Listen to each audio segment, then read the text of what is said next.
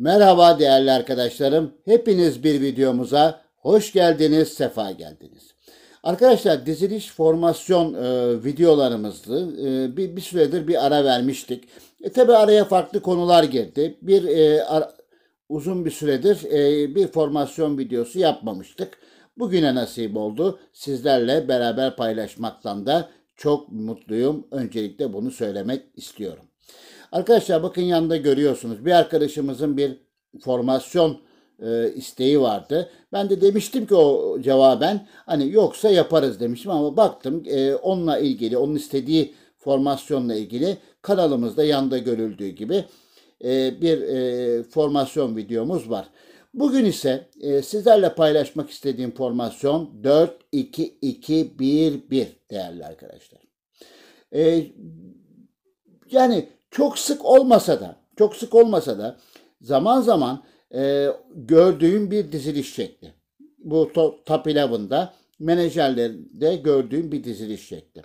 Şöyle bir karşısına geçip baktığım zaman e, dörtlü bir defans görüldüğü gibi zaten her zaman benim tercihim olmuştur.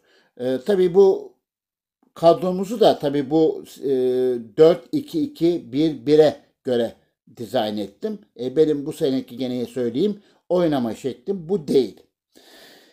Böyle bir defans önünde 2 DMC biraz savunmaya ağırlıklı yani biraz savunmacı bir sistem görüntüsü verse de orta sahada 2 tane MC, bir AMC, bir ST ile Santrfor'la beraber daha doğrusu şöyle baktığım zaman, şöyle uzaktan da baktığım zaman bir kuleye benzer. Yani sanki bir kubbenin üstüymüş gibi bir diziliş şekli görüyorum değerli arkadaşlar. Şimdi arkadaşlar dörtlü savunma her zaman için sağlamdır.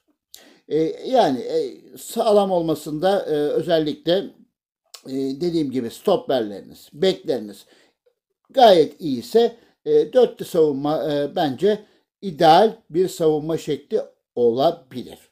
Ha şimdi önündeki şu gördüğünüz bakın işaretle gösterdiğim 2 DMC orada dörtlü savunmanın önünde sanki altılı bir savunmayla oynuyorsunuz. Dolayısıyla tabi bunlara ne şekilde emir vereceğinizi yani daha doğrusu ileri geri bu emirleri ne şekilde vereceğinize tabii ki siz karar vereceksiniz. Maçına göre, durumuna göre. Böyle oynamayı tercih eden arkadaşlar için konuşuyorum bunu. Dolayısıyla mantık emirleri nasıl verirseniz verin savunmaya biraz yönelik bir sistem arkadaşlar. Orta sahada görüldüğü gibi bakın orta sahada görüldüğü gibi 2 MC ideal ama işte burada bir sıkıntı şöyle oluşabilir.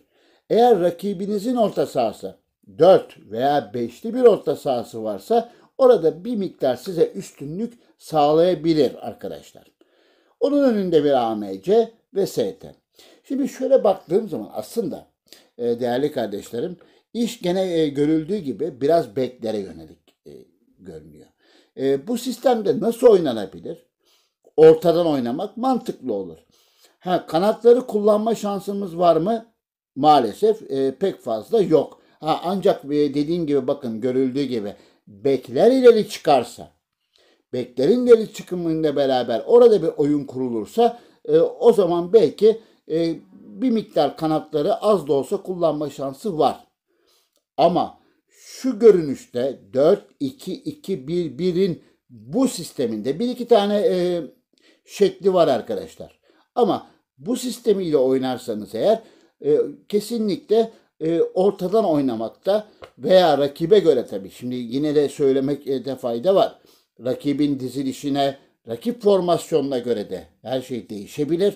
Ama dolayısıyla zor karşılaşmalarda sizi zorlayabilecek maçlarda eğer rakibinizi iyi analiz ettiyseniz rakibin analizine baktığınız zaman orada ortadan böyle rakibe doğru girebilme şansınız varsa belki bu sistemi kullanabilirsiniz diye düşünüyorum değerli kardeşlerim.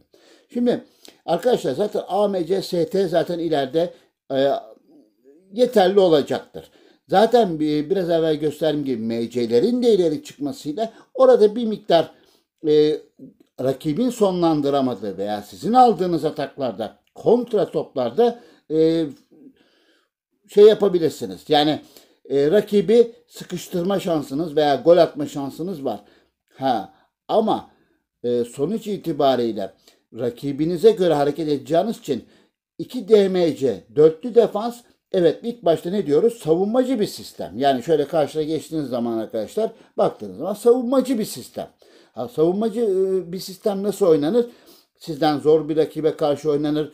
Bir tek maç usulü bir final karşılaşmasında oynanabilir.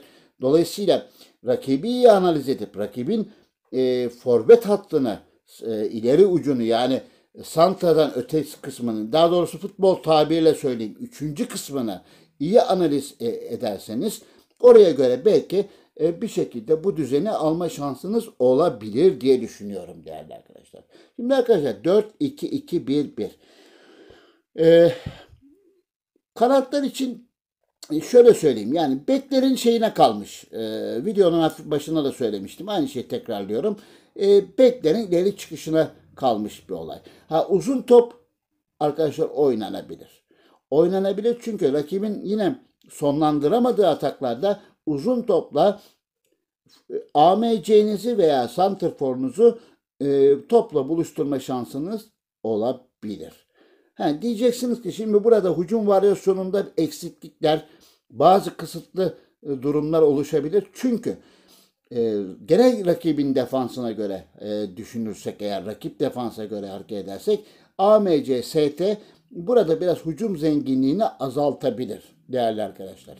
Her ne kadar pardon özür diliyorum. Her ne kadar MC'lerin de ileri çıkacağını öngörürsek bile, dolayısıyla ancak duran toplar veya korner atışları gibi, yani korner de bir duran toptur öyle söylemek gerekir.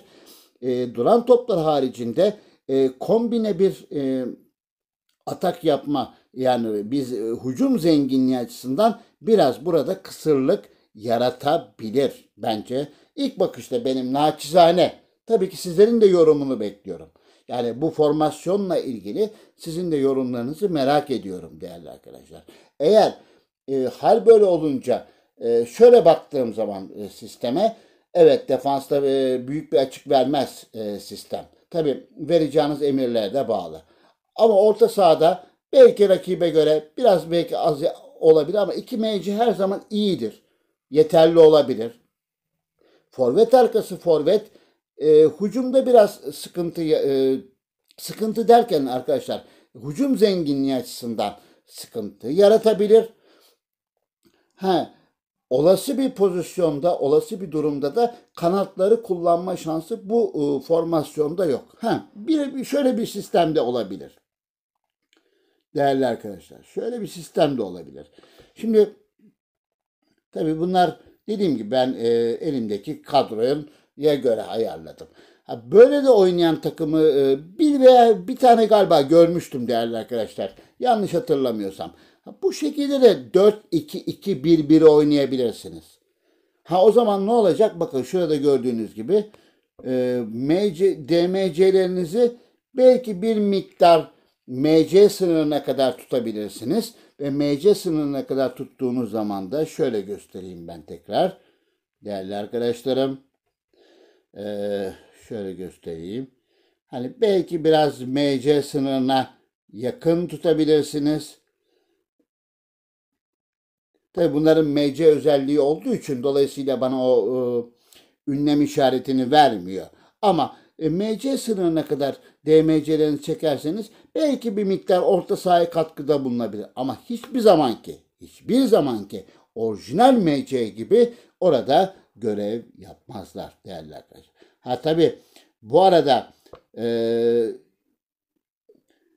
özel yetenekleri, oyun tarzları da çok çok önemli. Bunu zaten söylemeye gerek yok. Ayrı bir tarafa tutuyorum. Dolayısıyla böyle bir sistemde kompak ortadan gidilebilir, uzun top gidilebilir. Ha, kısa top gidilebilir mi derseniz gidilebilir arkadaşlar. Çünkü 2 DMC ile oynuyorsunuz, 2 MC ile oynuyorsunuz. Dolayısıyla şurada gördüğünüz gibi AMC her zaman ne diyorum ben? orta sahayla hücum arasındaki en büyük bağlantılardan bir tanesidir. Şunu şöyle de oynanabilir. AMR veya AML'niz varsa tek taraf üzerinden de gitme şansınız da var. Bu da ayrı bir versiyon. Bu da ayrı bir versiyon. Bu da tercih edilebilir mi? Yani edilebilir ama bence AMR ve AML'den böyle oynamaktansa biraz daha orta sahada o beşli, işaret ettiğim beşli güruh içinde AMC daha yakışır diye düşünüyorum değerli arkadaşlar. Taktik formasyon dediğim gibi yani bu savunma oynar arkadaşlar. Yani savunma oynayabilir. Sert savunma oynayabilir ama sert savunmayı ben hiçbir zaman tasvip etmiyorum. Çünkü rakibinizin hücum oyuncuları çok çok kuvvetli, iyiyse dolayısıyla bir şekilde açık veriyorsunuz zaten. Savunma oynayabilir. Savunmadan kontra atak üzerine bir sistem kurulabilir. Dediğim gibi ortadan oynanabilir, uzun oynanabilir. Eğer bu böyle bir oyun tercihi yapıyorsanız zaten rakibiniz sizden oldukça kuvvetli veya favori çıkıyorsa rakibiniz size karşı bir favori üstünlüğü varsa 30 birimin üstündeyse dolayısıyla belki bu şekilde de bir sistemle oynamabiliriz. En azından ortadan gelmesini engellersiniz. Tabii bu arada top kapma tarzınız, diğer tarzlarınızda çok sert oynamamak kaydı ile değerli arkadaşlar. Arkadaşlar bir videomuzun daha sonuna geldik. Tabii ki unuttuğumuz, atladığımız şeyler vardı. Sizden de yorumlarınızı bekliyorum. Bir başka formasyon videomuzda da görüşmek üzere. Saygılar ve sevgiler.